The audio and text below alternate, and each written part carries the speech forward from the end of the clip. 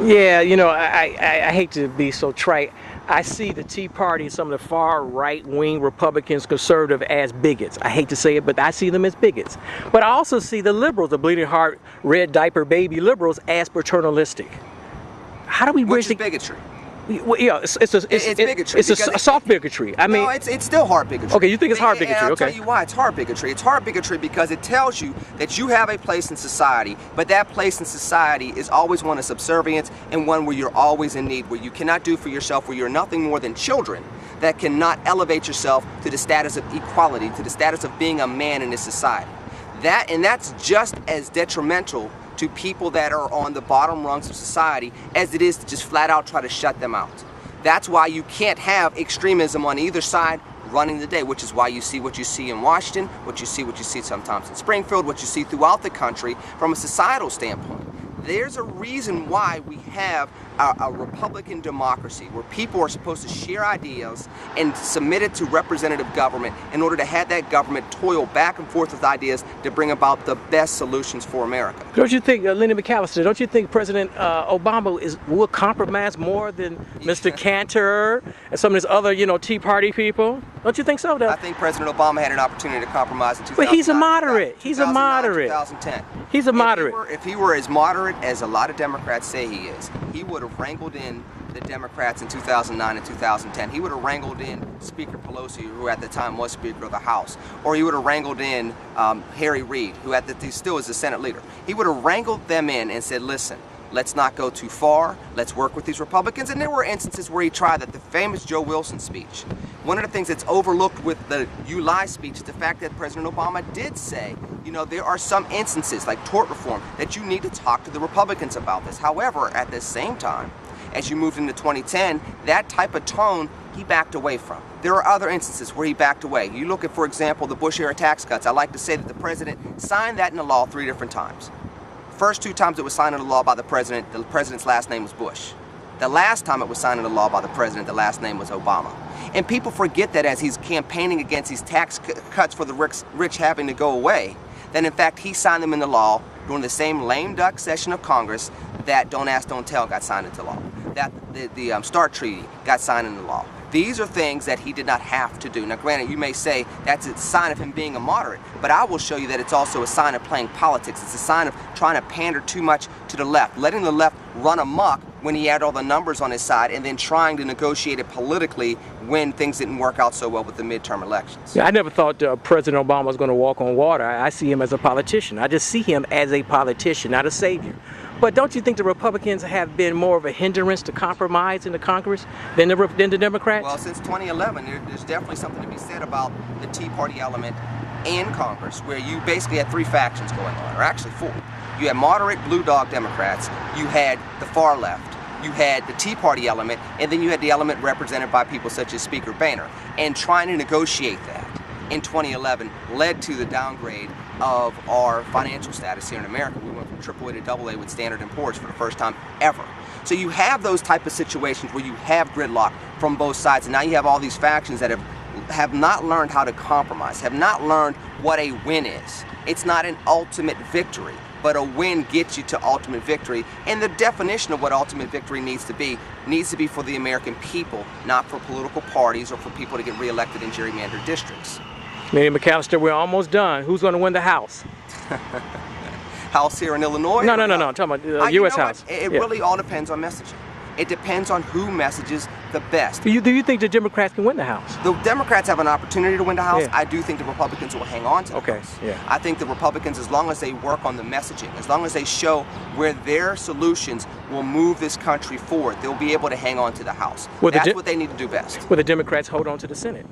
It's a very strong likelihood, especially when you have a close presidential election with a president that is personally liked, but politically is on thin ice. There's still enough there for the Democrats to hold on to the Senate, perhaps slightly, but enough. I would not be surprised if the dynamic in Washington looked the same exact way as it has over the last 2 years. A Republican House, a Democratic Senate, and in a very, very razor-thin election, President Obama wins re-election. You think President Obama's going to win? I think that when you get to those debates, if he can have his likability factor overtake Mitt Romney being the new person trying to come in and bring about change, the same role that President Obama had 4 years ago, it's likely he needs to overcome that. He needs these numbers to improve. Now, if these numbers don't improve economically, and they probably won't. They probably won't. They can improve. Improve and get better are two different things. Yeah. Improving is something where you're seeing signs of things like we did maybe 3 or 4 months ago, versus just flat out getting better, which is not going to happen this year. If things can improve, I think he can make an argument, and then between that and some of the things that you've seen from the Romney campaign, where he's getting caught between a rock and a hard place between the hardcore conservatives and what he's trying to be as he's selling himself as a moderate to independents. For example, the gay staffer that he had that resigned. This was a guy that had a whole lot of moxie when it came to their international affairs. He couldn't use him because of his position with gay marriage and how the hard right were kind of putting him in a squeeze. If Mitt Romney continues to be compromised like that, and its contrast against a President Obama that has the likability factor over Mitt Romney, you may see a repeat of Bush-Kerry from 2004. You have somebody that should win the election with all the factors who was in the Kerry? Yes. Kerry should have won, yeah. Yet did not do enough. He's very boring. To win a close election, and President Bush won re-election. So that's a possibility. How does Mitt Romney win? Mitt Romney has to remind independent voters that I am not the scary Republican that people are telling you that I am. I am a moderate. I am not scary. And there are certain things that I'm similar with President Obama. For example, you look at the student loan issue that came up just a couple weeks ago in early May, late April. They shared the same position. There will be other things that Mitt Romney and President Obama may share the same position. But with independence, he's going to have to say, but those things that I'm different than with President Obama, I'm better than President Obama. And I can get you back to work. So the things that are similar, you can get along with me. We can learn to agree to disagree on certain issues. But the things that are key, that are very different, I'm different than President Obama, and I'm better than President Obama at this. And this is why you as an independent voter should vote for me. Don't be surprised as we move through the summer and the fall that the phrase Bradley effect comes back into play. Because if this economic situation, if this crisis continues just as it is this spring, you will see people in the polls say that they'll vote for President Obama. But in key swing states, you may see them vote for Governor Romney because of the economic crisis. And you see this Bradley effect impact the president in a way that it could cost him the election. Now, you didn't see it in 2008. You saw it, but it wasn't enough for him to lose. You may see it in a completely different way in 2012 if the economic crisis continues as is. But if Mitt Romney pivots too much to the center, those Republicans, they're not going to vote for President Obama. I call it the Confederacy in the Old South. The Confederacy, they're going to stay at home, and they'll wait 4 years for Chris Christie. They will not stay home. They won't. Those conservatives, you got to remember, the Tea Party's never had a chance to vote on a president before.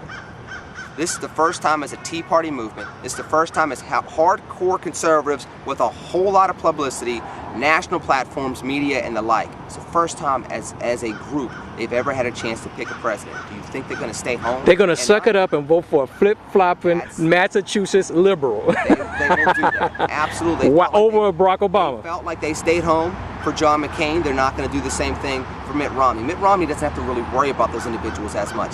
He has to win the center. He has to win the women's vote. He has to win the Latino vote, or at least win more of the Latino vote. He can't give away 70% to President Obama and expect to win. But he can give away 57%. He can give away possibly 60% and expect to win. And yes, even if he gives away the vast, vast majority of African American voters, if they stay home, if young people slide over to Romney and he wins more of the independents, that's how he wins. Again, this is not about popular votes. He's not going to win New York. He's not going to win California. He's not going to win Illinois. But can he win Florida and Virginia? Can he keep the South? Can he get North Carolina, go from blue to red? If he can do those things and win Ohio and win Wisconsin and win Iowa, win Colorado, he's the 45th president in January 2013. Man, if Mitt wins, if Willard Mitt Romney wins, you may be going to D.C., huh? Get you a job, man, right? What, I don't know if I'm the type, I don't know if I'm that type of Republican. Yeah. I think that one of the things that Romney does scare a lot of independents about is the fact that he comes across as more the establishment of Republican. I don't know if I'm the establishment Republican. I think I'm the people's Republican. I'm somebody that can articulate the issues that are facing folks that are riding on the number 4 here down Cottage Grove. So if you ever run for office, you got to go outside Chicago. You know that. That's what they say. You think you win as Republican in this state, in this it's this county, in this city? Well, first of all, we're talking about if I ever run, and then when I would run, and then where I would run and for what office. The bottom line is you can't be scared to serve people just because the numbers aren't there. You can't say that you want to be part of American history and make America better for future generations if you're scared of numbers. So if I ever run, I'm going to run where God puts me. I'm going to run where I think the people need me, and I'm going to try to run with an open heart, try to run as a people's Republican that's going to try to move forward with things and bring about real solutions. Somebody that's not worried about the money or the perks or the title. You know, it's about humble servant leadership at this point in time in our history, and that's what I would be focused on if I ever ran here in Chicago or elsewhere. Lenny McAllister, you the man. That was great, man. I dug it, man. I see you on CNN, right? You shall. All right, you the man. Take it easy now.